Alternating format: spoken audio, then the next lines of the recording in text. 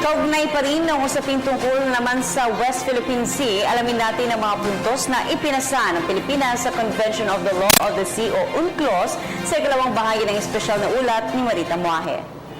Ilalabas ngayong araw ng 5 hurado ng Permanent Court of Arbitration sa The Hague ang kanilang ruling sa kasong isinampa ng Pilipinas laban sa China noong 2013 ukol sa usapin ng West Philippine Sea. 5 puntos ang pinasa ng Pilipinas sa United Nations Convention of the Law of the Sea o UNCLOS.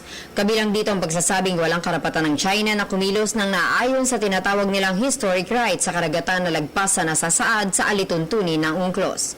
Na walang basehan sa ilalim ng international law ang tinatawag na 9-dash line ng Beijing. At nilabag at patuloy na nilalabag ng China ang UNCLOS dahil sa pagpigil nito sa Pilipinas na magsagawa ng pangingisda at libutin ang teritoryong ito.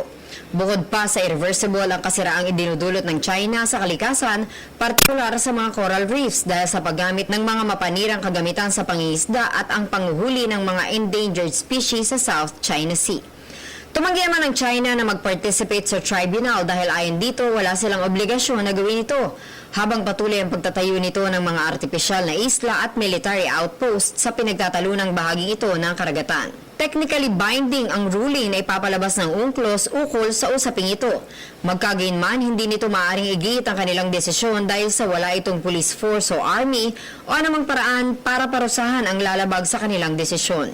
Hindi trabaho ng UNCLOS na makialam sa mga sovereignty issues, pero itinatakda nito kung ano ang maaaring angkinin ng mga bansa sa maraming geographic features sa karagatan at sa Maritime Behavior Bases Exclusive Economic Zone o EEZ. Sinasabi nito na may karapatan ng isang bansa sa pangingisda at sa mga seabed resources, kabilang dito ang yamang langis at gas hanggang sa 12 nautical miles ng territorial waters mula sa mga isla nito at sa 200 nautical miles ng EEZ.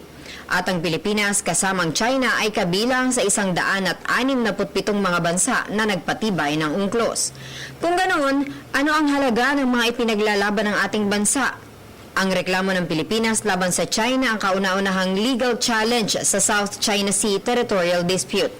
Sakaling bumubuo sa Pilipinas ang ruling na ipapalabas ng UNCLOS, maaari itong magdulot ng matinding diplomatic pressure sa China. Magiging isang mahalaga at simbolikong pagkapanalo din ito para sa mga lider ng iba pang bansa sa Asia na nagsasabing nilalabag ng Beijing ang international law sa patuloy nitong pagmamatigas. Maaari din itong mahikayat ang iba pang mga bansa na may territorial dispute sa China na magsagawa ng kahalintulad na legal action. Samantala ay pinahayag naman ni Pangulong Rodrigo Duterte na bukas siya sa anumang bilateral talks sa China sakaling hindi pa rin ito maresolbahan sa loob ng 2 taon. Magkagayunman, naninindigan ng Pangulo na ang teritoryong ito ay sa Pilipinas at walang karapatan ng China na manatili sa islang ito. Para sa PTV News, Marita Muahe. Ako po si Cathy San Gabriel. Subscribe na sa PTV YouTube channel. I-click lang po ang subscribe button.